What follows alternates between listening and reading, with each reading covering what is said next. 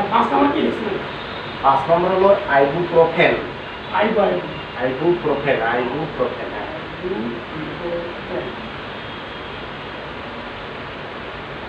তারপর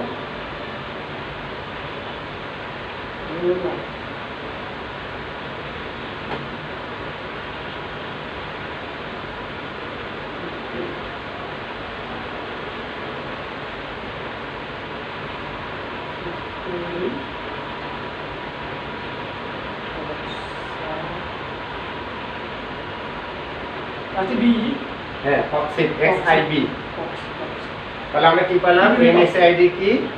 non steroidal anti inflammatory drug, এটাকে সংক্ষেপে বলা হয় এনএসআইডি। আসলে যে সকল ড্রাগ স্টেরয়েড থেকে তৈরি নয়, অর্থাৎ এই ড্রাগগুলোর ভিতরে স্টেরয়েডের কোনো গুণাগুণ নাই, মানে এই গুণাগুণ মানে এটা গঠনগত গুণাগুণ নাই, ঠিক আছে, কিন্তু ইনফ্ল্যামেশনের বিরুদ্ধে কাজ করে, কাজের দিক দিয়ে কিন্তু গুণ আছে, মানে স্টেরয়েডের বিরুদ্ধে কাজ করে এটা সেই গুণটা আছে। হ্যাঁ আচ্ছা, ইনফ্ল্যামেশনের বিরুদ্ধে কাজ করে তাদেরকে এনএসআইডি বা non steroidal anti inflammatory drug বলা হয়। ঠিক আছে, নন বা এনএসআইডি ড্রাগ সমূহ হচ্ছে ডাইক্লোফেনাক, প্যারাসিটামল, এসিক্লোফেনাক, নিয়াপ্রোফেন, আইবুপ্রোফেন, কেটোরোলা, আরিটোডিকোসিন, এগুলো হলো এনএসআইডি ড্রাগ। এই ড্রাগগুলোকে পেইন কিলার ড্রাগও বলা হয়। তাহলে পেইন কি? পেইন হলো এক ধরনের ইনফ্ল্যামেশন। এগুলো কিন্তু চুলকানির বিরুদ্ধে দেব না, এগুলো কিন্তু রেডনেসের বিরুদ্ধে দেব না, এগুলো শুধু কার বিরুদ্ধে দেব? শুধু ব্যথা হলে তখন দেব, শুধু একটা মাত্র ইনফ্ল্যামেশনের বিরুদ্ধে, সেটার নাম কি? পেইনের বিরুদ্ধে দেব। এই সবগুলো পেইন, ঠিক আছে, এগুলো হলো সবগুলো হলো পেইন কিলার ড্রাগ। বোঝা যাচ্ছে না? আমরা যদি স্টেরয়েড ইউজ করি তাহলে সবগুলোর বিরুদ্ধে কাজ করবে, কিন্তু আমাদের তো দরকার নেই সবগুলোর বিরুদ্ধে কাজ করা। ঠিক আছে, আমরা যদি স্টেরয়েড ইউজ করি তাহলে কি করবে? সবগুলোর বিরুদ্ধে কাজ করবে। আর এটা দিলে শুধুমাত্র স্পেশালি পেইনের বিরুদ্ধে কাজ করবে। বোঝা যাচ্ছে? মানে স্টেরয়েডের সকল ইয়ের বিরুদ্ধে কাজ করে, যেহেতু ওর ক্ষমতা বেশি, এর ক্ষমতা কম, তাহলে আমরা এই ড্রাগগুলোই ইউজ করব। অর্থাৎ যখন পেইনের বিরুদ্ধে ওষুধ দেবো তাহলে এই পেইন কিলার ড্রাগ দেবো। এখান থেকে আগে ক্লিয়ার? আগে ওগুলো চলতো আর এখন এগুলো চলে বেশি।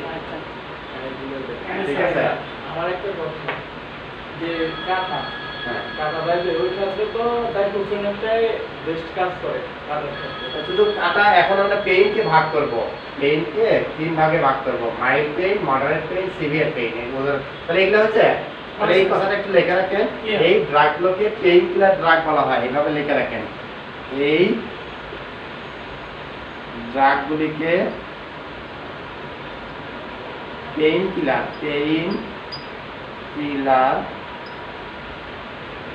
ড্রাগ বলা হয়।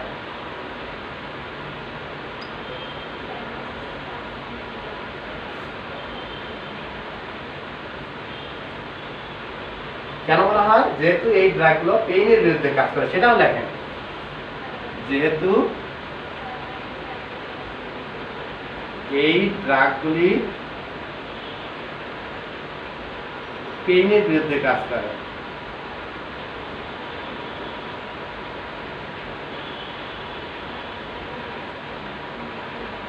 মানে এখন কি ক্লিয়ার আছে সুমন? যে স্টেরয়েড ড্রাগে কি জন্য দিত? আগে এত যে ব্যথার রোগী আসলেও দিত, চুলকানের রোগী আসলেও দিত, লাল হওয়ার রোগী আসলেও দিত, ফুলে গেছে সে রোগীকেও দিত, মানে সর্বক্ষেত্রেই ইউজ করতো। কিন্তু ওইটা বিশাল একটা বর্তমানে দেখা গেছে যে ওইটা অনেক ক্ষতিকর দিক, যেহেতু পাওয়ারফুল। ঠিক আছে, পাওয়ারফুলের ক্ষতিকর দিক বেশি। আচ্ছা,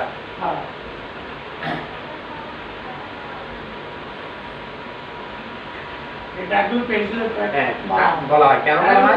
যে পেইনের বিরুদ্ধে কাজ করে, শুধুমাত্র পেইনের বিরুদ্ধে কাজ করে। তাহলে পেইন কি? পেইন হলো এক ধরনের ইনফ্ল্যামেশন, যার অর্থ হলো ব্যথা। ইচিং কি? ইচিং এক ধরনের ইনফ্ল্যামেশন, যার অর্থ হলো চুলকানো।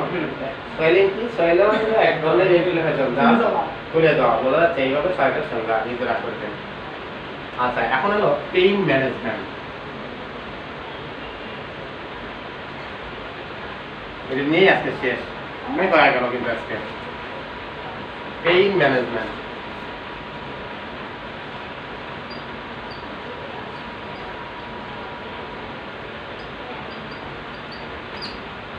পেইনকে আমরা 3 ভাগে ভাগ করব।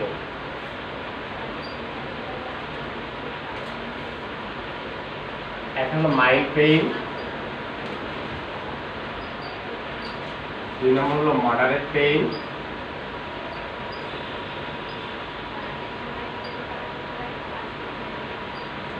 আর সিভিয়ার পেইন।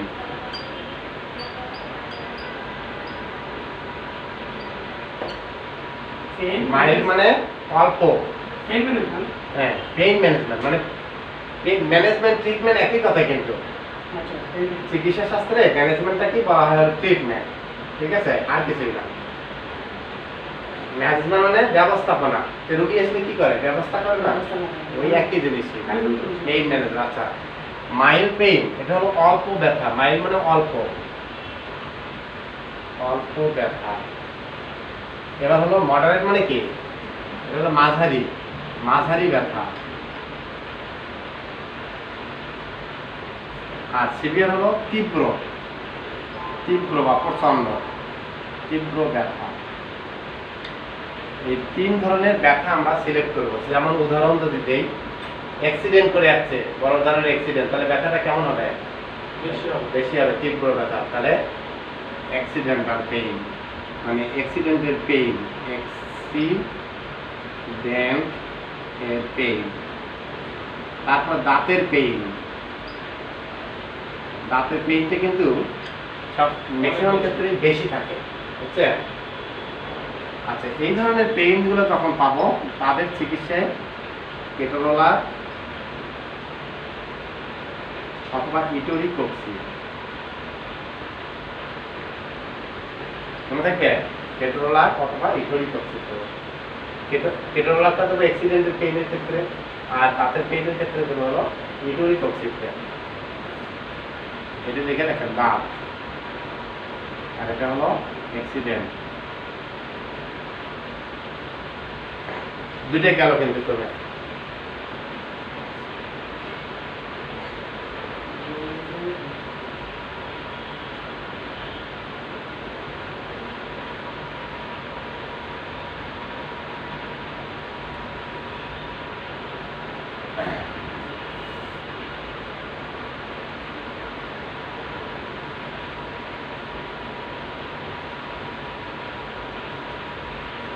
বুঝছে?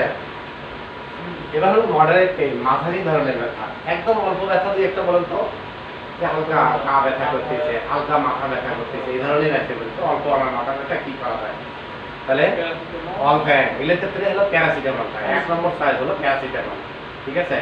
তাহলে অল্প মাথা ব্যথা এইভাবেই রোগী বলবে, বা আপনি বাড়ি করে নেবেন, আজ আসবেন মাথা ব্যথা করতেছে, কি ধরনের বড় না মাঝারি? এই মাথা ধরনের আবার কিন্তু ধরন আছে, একটা হলো মাইগ্রেনের পেইন, একটা ভার্টিগো ছিল, আমরা যাবো পরে। তাহলে অল্প মাথা ব্যথা এভাবে বলবে, বা অল্প গা ব্যথা, গায়ে ব্যথা। এই ধরনের কেস পেলে কি করবো আমরা, প্যারাসিটামল।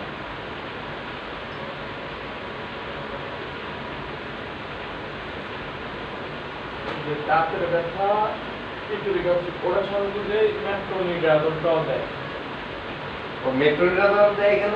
যদি মনে করে যে ইনফেকশন আছে, ঠিক আছে, ওই ইনফেকশন হলেই তো ব্যথা করে। ব্যথা নিবারণের জন্য দেবে হলো এইটি, আর জীবাণুকে ধ্বংস করার জন্য দেবে এটা, বুঝা গেছে? এবার কি থাকলো, মাঝারি ধরনের যেগুলো সেগুলো এইখানে রাখবেন। একটা হলো diclofenac, aceclofenac, ibuprofen, ন্যাপ্রোজেন।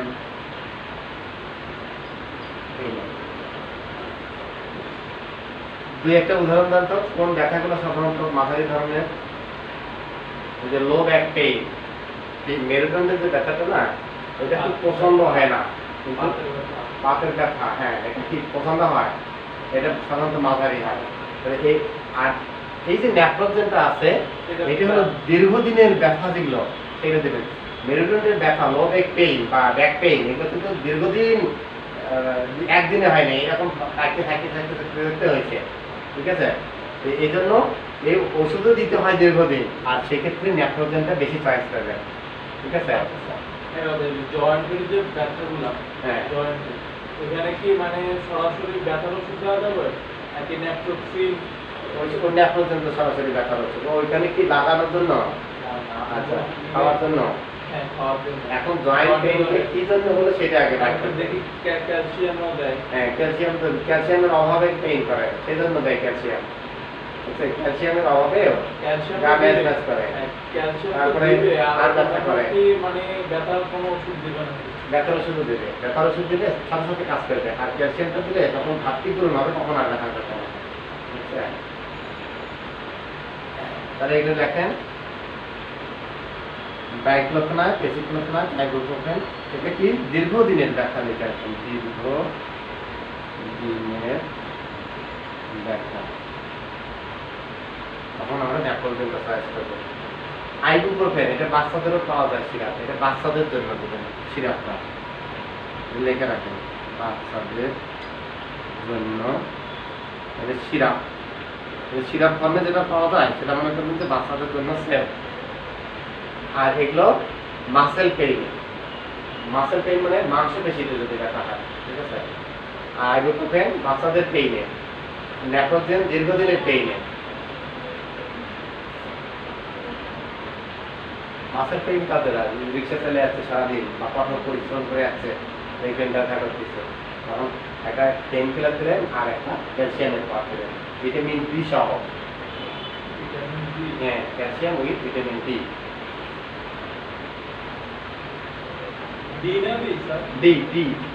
Vitamin D হ্যাঁ ভিটামিন ডি না হলে ক্যালসিয়ামের কোনো কাজ করে না আচ্ছা ক্যালসিয়াম জায়গা মতো যাবেই না ভিটামিন ডি হ্যাঁ ভিটামিন ডি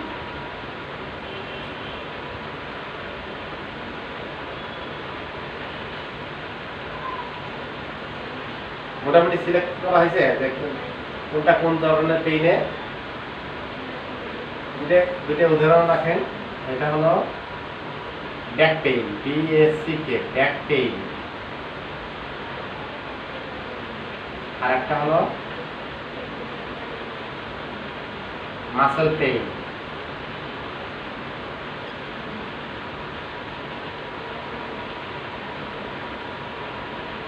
এগুলো হলো মাঝারি ধরনের এইগুলো দেবেন muscle pain MUSCL muscle pain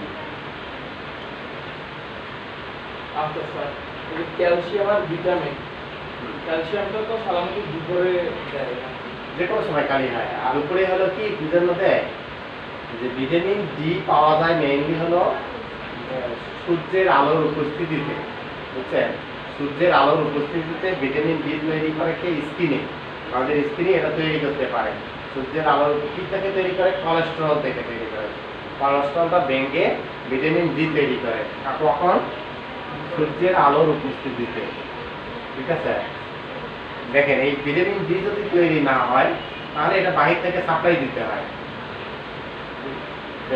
calcium খাবো ক্যালসিয়াম খাচ্ছি কিন্তু এটা হাড়ের ভিতরে ঢুকবে না যদি ভিটামিন ডি না থাকে ঠিক আছে এই যে ক্যালসিয়ামটা ধরেন দুপুরে দিলে আপনার ভিটামিন ডিটা একসাথেই থাকে ক্যালসিয়াম আর ভিটামিন ডি একসাথে সাথেই থাকে একটা ট্যাবলেটের মধ্যে দুটোই থাকে যেমন ক্যালপটি অস্টোক্যালপি স্যান্ডোক্যালপি এগুলো হলো ক্যালসিয়াম ওর ভিতরেই থাকে ঠিক আছে ক্যালসিয়াম ডি নামে পাওয়া যায় তাহলে ওর ভিতরে দুটো উপাদান আছে একটা হলো ক্যালসিয়াম আর একটা হলো ভিটামিন ডি ওই কম্বাইনটাই দেবেন এটা একটা কমন ড্রাগ এখন বুঝছে এটা শুধু প্যারাসিটামল থাকে না আর এটা প্যারাসিটামল বা একটু যদি ধরেন এখন কোনোটার ক্ষেত্রে নির্ণয় করে পাচ্ছেন না এমন ভাবে বলতেছে যে দুইটার মাঝামাঝি এটাকে কি বলবো mild to moderate pain MILD mild to moderate pain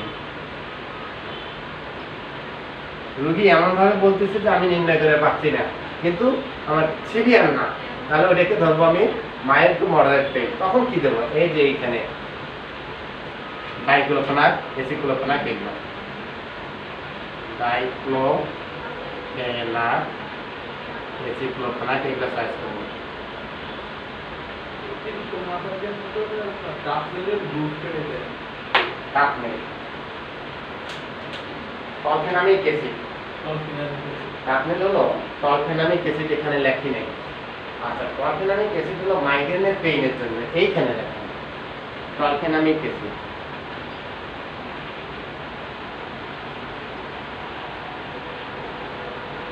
এটা টাফনেল নামে পাওয়া যায়। এটা হলো মাইগ্রেনের পেইন, এখানে লিখে রাখুন মাইগ্রেন এর পেইন। এখন মাইগ্রেনের পেইনের ধরনটা কি, যে মাথা এই কপালের এক পাশ থেকে পেইন শুরু হবে যে কোনো এক পাশ থেকে এবং আস্তে আস্তে আস্তে আস্তে সমস্ত মাথায় ছড়িয়ে পড়বে। এই ব্যথার এটা ধরনই এইরকম। এটা কি কপালের এক পাশ থেকে তৈরি হবে যে কোনো ফ্রন্টাল লোব, এই যে এখানে ব্রেনের যে অংশগুলো এই দুই পাশে right frontal lobe, left frontal lobe, তাহলে পেইনটা শুরু হবে হয় রাইট ফ্রন্টাল লোবে অথবা লেফট ফ্রন্টাল লোবে পেইন শুরু হবে এবং আস্তে আস্তে সমস্ত মাথায় ছড়িয়ে পড়বে। এটা হলো মাইগ্রেনের ব্যথা।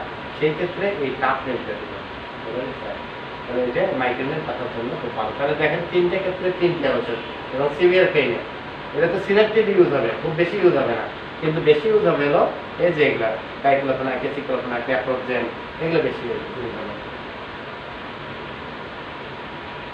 ন্যাপ্রোক্সেন এগুলো বেশি ইউজ হবে, বা আইবুপ্রোফেন এগুলো বেশি ইউজ হবে।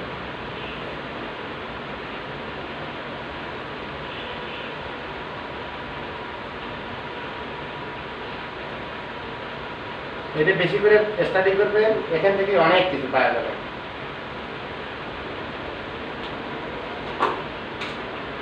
ঠিক আছে, হ্যাঁ